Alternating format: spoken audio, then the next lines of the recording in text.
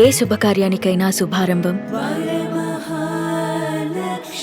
నమస్కారం వేణుస్వామి గారు. నమస్తే తల్లి. ఓం నమో వెంకటేశాయ. చాలా మంది ఏంటంటే సెలబ్రిటీలతో సమానంగా చూస్తూ ఉంటారు మిమ్మల్ని. చాలా తక్కువ మందికి ఆ స్టార్డమ్ కూడా వస్తూ ఉంటుంది. ఫస్ట్ ఆఫ్ ఆల్ ఎలా అనిపిస్తుంది చెప్పండి? పెద్ద ఏముంటదమ్మా, మనం చెప్పేది మనం చెప్తాం. ఆ సెలబ్రిటీ స్టేటస్లో అవన్నీ నేను దేన్ని అన్నమయ్య సినిమాల అన్నమయ్య చెప్తాడు, ఇద్దరు భార్యలు వచ్చి నగలు చీరలు పట్టు చీరలు అన్ని తీసుకొని అవి కౌంట్ చేసుకుంటుంటారు ఓ దగ్గర కూర్చొని. అప్పుడు అంటాడు, ఇవేమీ శాశ్వతం కావు కావు కావు కావు అంటాడు. సో ఎంత సెలబ్రిటీ స్టేటస్ పెరిగితే అంత రిస్క్ వస్తుంది, అంత సమస్యలు వస్తాయి. ఎట్లా అయిపోతుంది అంటే, జ్యోతిష్యంలో ఇవాళ నెంబర్ 1 పొజిషన్లో నేనున్నా, ఎవరు అవునన్నా కాదన్నా. నేను చెప్పిన దాన్ని విమర్శించాలి అంటే ఒక జ్యోతిష్యుడే విమర్శించాలి. కానీ ఎంత దిగజారిపోయింది అంటే, జ్యోతిష్యంలో ఓనమాలు తెలియని వాడు, నవగ్రహాలు ఎలా ఉంటాయో తెలియని వాడు, 12 రాసులు ఏంటివి, సో 108 పాదాలు ఏంటివి, నక్షత్రాలు ఏంటివి, భావాలు ఏంటివి, ఫలాలు ఏంటివి తెలియని వాడు కూడా వేణుస్వామి ఏదైనా చెప్పంగానే వేణుస్వామి ఏం చేస్తున్నాడు, వేణుస్వామి ఎందుకు చెప్తున్నాడు అని విమర్శిస్తాడు. మనకు సింపుల్ లాజిక్ అమ్మ. మానసికంగా డిస్టర్బ్ అయినటువంటి ఒక వ్యక్తిని సాధ్యమైనంత వరకు కొండ ప్రాంతాలకు తీసుకువెళ్ళమని చెప్పి డాక్టర్లు చెప్తారు. ఊటీ తీసుకెళ్ళండి, కొడైకెనాల్ తీసుకెళ్ళండి అని విన్నావు కదా. సినిమాలలో కూడా చూపిస్తారు. సూపర్ స్టార్ కృష్ణ గారి సినిమాలో శ్రీదేవికి హెల్త్ బాగా లేకపోతే మానసికంగా తీసుకెళ్తే వెన్నెలైనా చీకటైనా అని ఒక సాంగ్ ఉంటుంది. అంటే దాని అర్థం ఏంటంటే, వెన్నెలకు దగ్గరగా ఉంటే చంద్రుడి తేజస్సు వాళ్ళ మీద పడడం వల్ల మానసికంగా వాళ్ళు స్ట్రాంగ్ అవుతారు అని. అలాగే చంద్రుడి యొక్క తేడా వల్ల, అమావాస్య పౌర్ణిమ వల్ల సముద్రంలో ఆటుపోట్లు వస్తాయి అని మనం తెలుసుకున్నాం. సో అట్లనే ఎలాగైతే సముద్రము ప్రపంచవ్యాప్తంగా 70-75% వాటర్ ఉంటుంది, మిగిలింది భూమి ఉంటుందో, అలాగే మన శరీరంలో కూడా వాటర్ కంటెంట్ అనేటువంటిది ఉంటుంది, మిగతాదంతా ఎముకలు గూళ్ళు అని మనం అనుకున్నాం. సో నవగ్రహాలు కమాండ్ చేస్తున్నప్పుడు, వాటి గురించి మాట్లాడినప్పుడు జనాలు మనల్ని రిస్ట్రిక్ట్ చేస్తున్నారే అనే బాధ ఈ మధ్యన చాలా తీవ్రంగా ఉంది.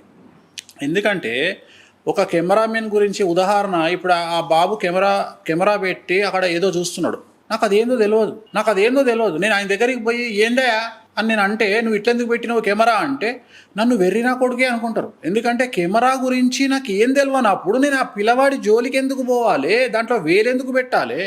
ఈ మైకు ఉంది, ఈ మైకు గురించి నాకేం తెలియదు నిజంగానే. ఇది నేను ఇందాక ఏమడిగినా, దీనికి ఏమైనా మైకు పెడతారా అని అడిగిన. అంటే దీని సబ్జెక్ట్ నాకు తెలియదు. నాకు సబ్జెక్టు తెలియనప్పుడు తెలుసుకునే ప్రయత్నం చేయాలి. కానీ మన తెలుగు రాష్ట్రాల్లో మా కర్మ ఏందంటే, జ్యోతిష్యం గురించి తెలియనోడు జ్యోతిష్యం గురించి విమర్శించి, వాస్తు గురించి తెలియనోడు వాస్తు గురించి విమర్శించి, ఇక్కడ సెలబ్రిటీ స్టేటస్ అని మీరు అనుకుంటారు, కానీ సెలబ్రిటీ స్టేటస్ కాదు. నా బతుకు ఎక్కడికి వచ్చింది అంటే, టీవీలో ఎలాగూ చెప్పట్లేదు, కనీసం నా కొంపలో నేను కూర్చొని మాట్లాడుకున్నా, నా ఆఫీస్లో నేను కూర్చొని మాట్లాడుకున్నా, ప్రపంచంలో ఎవరు మాట్లాడుకోరా? ఒక 2 జర్నలిస్టులు కూర్చొని, 2 భార్యాభర్తలు కూర్చొని మాట్లాడుకోరా? సో సెలబ్రిటీ స్టేటస్ అని మీరు అంటారు, కానీ సెలబ్రిటీ స్టేటస్ పెరుగుతున్న కొద్దీ జరిగేది ఏంటంటే, ఫ్రీడమ్ అనేది తగ్గుతుంది. మనిషికి మాట్లాడేటువంటి స్వేచ్ఛ తగ్గుతుంది. 10 మందిలోకి వెళ్ళి నచ్చిన హోటల్లో భోజనం చేసే ఫ్రీడమ్ తగ్గుతుంది. అది నాకే కాదు, ప్రతి ఒక్కళ్ళకు తగ్గుతుంది. సో సెలబ్రిటీ స్టేటస్ను ఎంజాయ్ సెలబ్రిటీ స్టేటస్ అనేది వెరీ డేంజరస్. అది రావద్దు.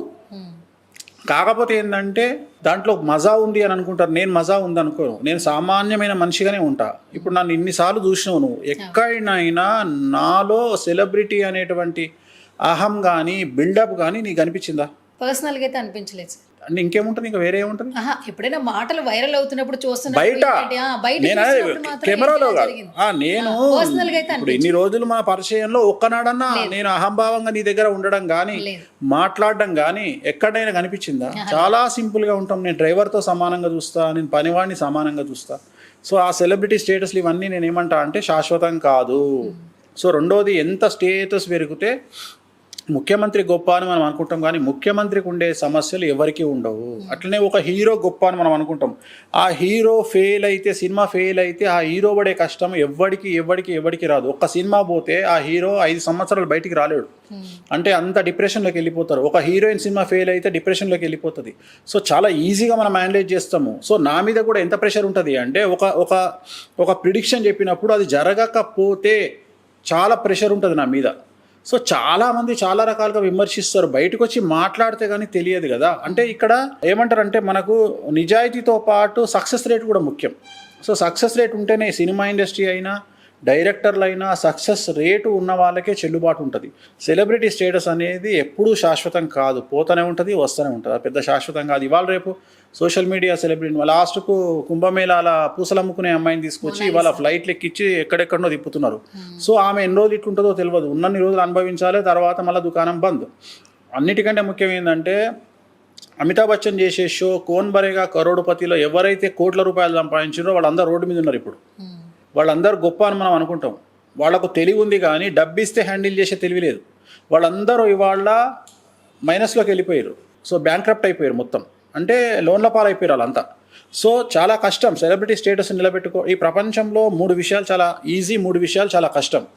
ఒకటి డబ్బు సంపాదించడం ఈజీ, అమ్మాయిని ప్రేమించడం ఈజీ, సెలబ్రిటీ స్టేటస్ తెచ్చుకోవడం ఈజీ. అలాగే 3 కష్టం, అమ్మాయిని కాపాడుకోవడం కష్టం. అంటే పెళ్ళాంగా వచ్చిన అమ్మాయిని పెళ్ళాంగా నిలబెట్టుకోవడం కష్టం. అలాగే సెలబ్రిటీ స్టేటస్ నిలబెట్టుకోవడం కష్టం, డబ్బు సంపాదించింది నిలబెట్టుకోవడం కష్టం. ఏవి ఈజీయో అవి కష్టాలు. ఓకే, ఈ ప్రపంచంలో ఈ 3 అట్లా వెరైటీగా ఉంటాయి. ఎక్కడి నుండి చూసినా వికట కవి, ఇక్కడ నుండి చూసినా వికట కవి, ఇక్కడ నుండి చూసినా వికట కవి అని.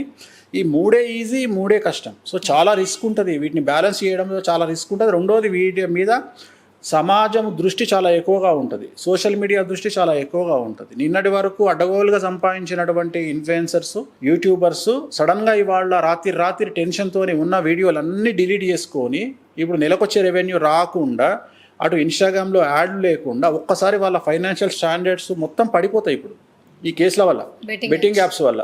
సో చాలా రిస్క్లోకి ఇది అంతటా ఉంటుంది. సో ఖచ్చితంగా ఈ సెలబ్రిటీ స్టేటస్ అనేది ఈ సంవత్సరము నాతో పాటు సెలబ్రిటీలు అందరూ విశ్వావసనామ సంవత్సరంలో రిస్క్లోకి వెళ్ళబోతున్నారు. ఓకే.